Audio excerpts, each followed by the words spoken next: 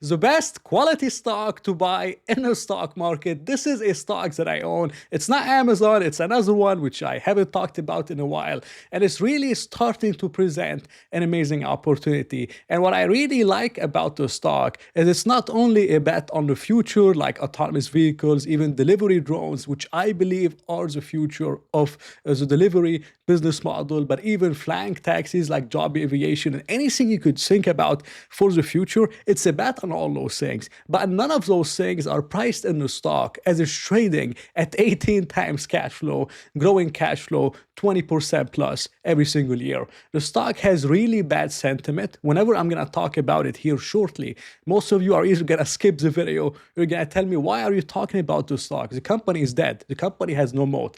But this sentiment, with the combination of amazing fundamentals, is what leads to explosive moves like the one we had on Google when AI was supposed to kill Google or ChatGPT. Just like, again, AMD, which I talked about when NVIDIA was killing AMD. And we saw how that happened. Once you have really bad sentiment with amazing fundamentals, you tend to have a very explosive move. So I'm going to talk about it today. I'm very excited. It's a stock that I own, but I don't own enough of it. And I'm planning to buy the dip. And I'm giving you all the details in this video. So I hope you enjoy it as always. And this stock is Uber. Uber has had a great year. I've been talking about it from $65 per share, and it's finally starting to go down. And I really want to own more of the stock. And I'm going to give you the price later at the end of the video. But I'm not the only one that's saying that Uber is not appreciated enough. Even Bill Ackman, amazing investor, he owns Uber, and he's saying the same thing.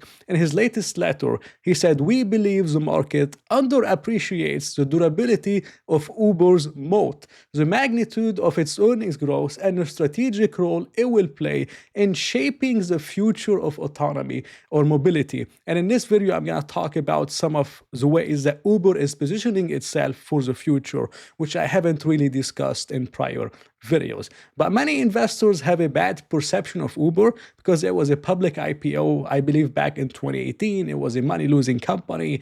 They were losing like $5 billion of cash flow every single year. Now they're making $11 billion in cash flow. This is a completely different company, guys, and they have much more pricing power than most of you believe. Now, the latest quarter was amazing. The company has 180 million monthly active riders or monthly active users, 180 million people every month. This is insane. Total trips are still growing 18% year on year. Pretty amazing stuff. Gross booking, which is an important metric, grew 18%. Massive growth for a, you could say, mature company, well-known company like Uber. Revenue growth is reaccelerating from 17% to 18% growth. Pretty amazing stuff. Now, my favorite part is the delivery business. The delivery business is also reaccelerating. It grew 20% in gross booking. Revenue growth is reaccelerating again to 23% revenue growth in delivery. Now, there's two reasons why I love the delivery business very, very much. And this is because of the short wait times you need to get the product, or I should say the speed of delivery. So if you think about it, the reason why many people pay for the Amazon Prime membership is because they love the overnight shipping or one-day shipping or whatever it is. Now, let's say you want to order something from Sephora on Amazon or some kind of makeup or whatever, or maybe anything else, even from Home Depot or whatever, or any website, or even from Amazon. If you want to order them, you're going to have to wait overnight or at least one day, maybe 2 days to get the products you need. With Uber, it's partnering with Sephora, it's partnering with grocery stores, it's partnering with Lowe's and Home Depot. It's not just about food. They're going all over for delivery. But in terms of Uber, they can deliver it to you in 10 minutes. 15 minutes, 25 minutes, 30 minutes. Amazon will never be able to match the speed of delivery that Uber has, even though I love Amazon. But you could see how Uber has a disruptive business model. It has the fastest delivery, the fastest reach any company has, as they can deliver anything to anyone pretty much within an hour. I mean, how valuable is that? And none of it is priced in the stock because the company hasn't been able to monetize it yet beyond delivery. But now they're doing a lot of partnerships and they're planning to monetize their speed of delivery way beyond food delivery itself. And I think it's going to present amazing growth for the company. But the second reason is I love delivery is if you really think about it, let's say you have the Waymo app, okay? Waymo for autonomous vehicle, you have their own app. or you have maybe the Tesla app for their own autonomous vehicle. Now, most people use Uber Eats, okay? So if you use Uber Eats, you're highly inclined to also use Uber to book your trip or to book your taxi. Most people don't want to have two, three, or four apps, and they like to stay all within one ecosystem. And Uber gives you benefits if you stay within one ecosystem, which is within Uber One membership. It creates more value for members, and it keeps them within the platform, which is why there's 36 million members in Uber One, and it's pretty amazing. So this is really what I believe is going to help Uber's moat in autonomous vehicles, is really the food business, because Tesla does not have a food business. Waymo does not have a food business. If you're ordering food, which most people do, and you get certain benefits to order mobility rides, you're most likely going to stick into the Uber ecosystem. But talking about mobility, and this is the reason why pretty much the stock hasn't been doing too well over the last few weeks, I should say, it's mainly because of concerns around Tesla and Waymo in terms of the future pretty much of autonomous vehicles, that autonomous vehicles are going to kill the Uber's business model, and this is mainly Tesla, and many people believe that Uber is going to go to zero, which I love hearing, by the way. But if you really look at it, Uber has many partnerships, including with NVIDIA. They even have a partnership with Waymo. They have deployed Waymo on the Uber platform in Phoenix, Arizona, in Austin, Texas, and in Atlanta, Georgia. Also, Waymo has recently moved onto their own app in London, which I'm going to talk about. But in all those three markets, as an example, they launched it on the Uber platform.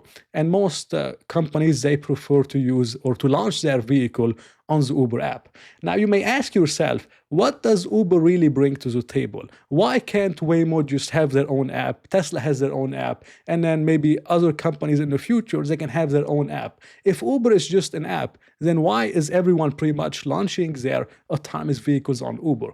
Well, one of them is really the wait time. So Uber has a very low average wait time. So let's say Waymo is expanding in a new area. Okay, their wait times are going to be high because they haven't launched it at scale. So if you don't want to wait 30 minutes for a Waymo, you want something within 5 to 10 minutes, and timing is your choice, you're likely going to go with Uber.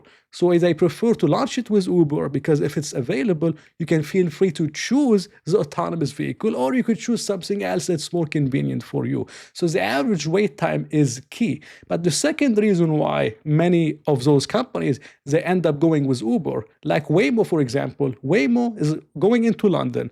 This is, I believe, going to be the first market where they launch it on the Waymo app. It's immediately going to be on the Waymo app, not on the Uber app. I want to see how that works. But the other reason why most companies, they use Uber within their autonomous vehicles is because of the fleet managers. So for example, although Waymo is launching it on their own app, they are using Move as a fleet partner, which Uber owns a major stake in Move, and they have 2 or 3 board seats, I believe. So this is key because the fleet partners, they clean the car, they maintain the car, they charge the car, they fix it, they do all those things.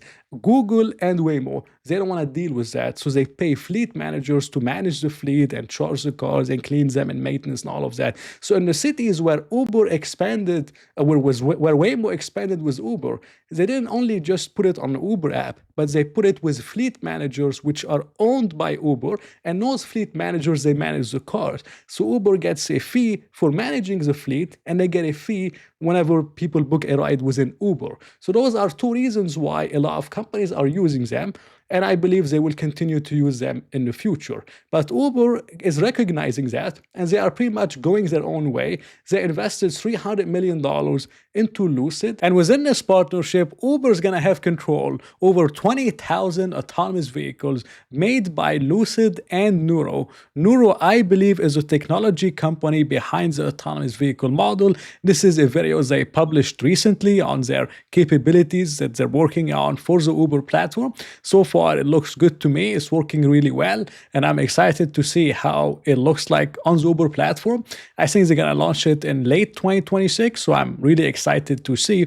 But this is Uber's strategy. They're mainly taking stakes in companies like Lucid and in other autonomous vehicle companies, and even in other companies like even drone deliveries, such as Flytrax. Flytrax was a recent investment from them. They put an equity investment in Flytrax. Now, this is going to allow Flytrax Flytrax to grow their drone delivery fleet is going to grow. And as the company grows, the stake in Uber invested in is likely going to be worth much more money. But this is also going to incentivize Flytrax to only use the Uber platform as their platform of choice for them to expand and to use them for the drone delivery. So this is the strategy that Uber has implemented, is using all the free cash flows that they have. 50% of it is for buybacks, and the other 50% is to make equity investments in Lucid, into like Flytrax and other drone companies, Joby Aviation and others. And as they have stakes in the company, if the company does well, so it's like a call option. If it does well, the stake is going to be much more valuable. But because they have a stake in it, it's going to incentivize the company to exclusively use Uber as their platform.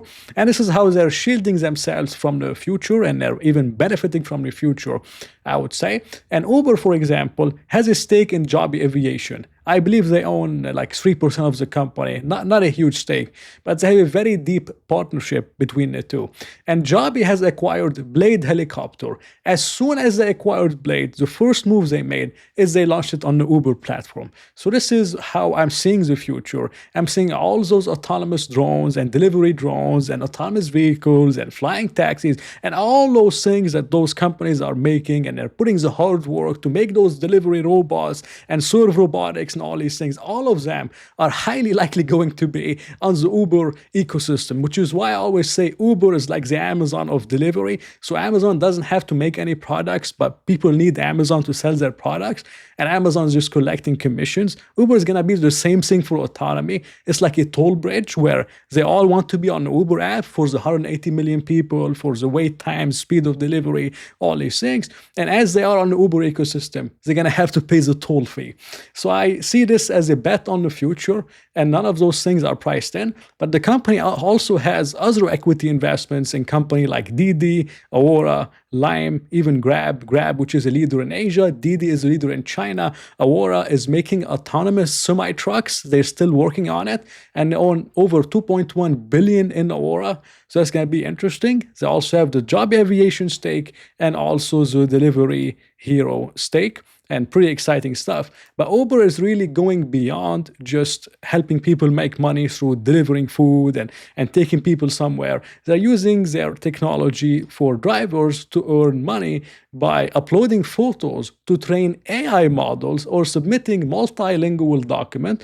And this is maybe in the future, maybe Uber can turn into something like Fiverr or Upwork, like some kind of a freelance app alongside, delivery and food and other things.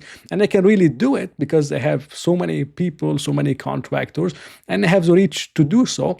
And I found this very interesting. Now, I just showed you this amazing company. It has a moat, it has a competitive advantage. Bill Ackman owns it. It's a bet on the future, all within one app. And the stock is trading at 18 times cash flow. 18 times cash flow is dirt cheap. I think Uber should be 22, 23 times at least.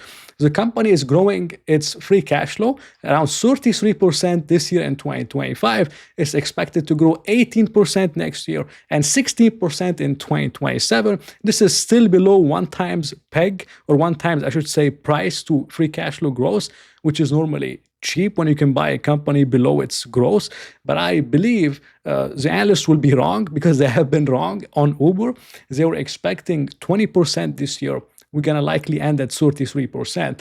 And I see Uber growing at least 20% over the next 2 to 3 years in earnings per share and in free cash flow per share. And by the way, I'm using Fiscal.AI to come up with all those charts. So if you want to try it out, they give you 2 weeks of free access if you use my link in the description. But I'm not expecting a multiple contraction on Uber. In fact, I'm expecting a multiple expansion if all the narrative around autonomous vehicle goes away and Tesla killing Uber and all these things. Tesla is not going to have 100% market share, especially outside the US, where they have no protection from the taxes. Here they have tariffs in the United States, and it prevents BYD and other companies from coming in. But that's not the case in Dubai. That's not the case in Europe. That's not the case in many countries.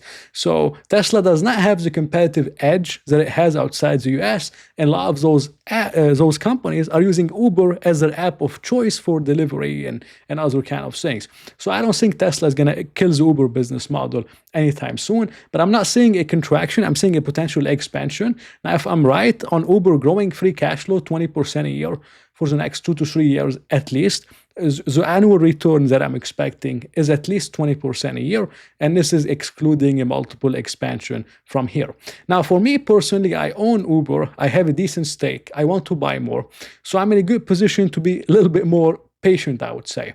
So for me personally, let's say I did not own Uber. If it was me, I would be maybe starting a position here and dollar cost averaging down. Again, not financial advice, but this is what I would likely do. But for me, because I have a stake in the company and because I'm seeing other opportunities, I think the ideal buy range, or I would say the price range where it's a steal, too cheap to ignore, is likely around $85 per share. So if Uber gets to 85 or below, I'm going to be heavily buying the stock, like a lot. And if it doesn't get there, I will likely be maybe buying small buys here and there to increase my stake.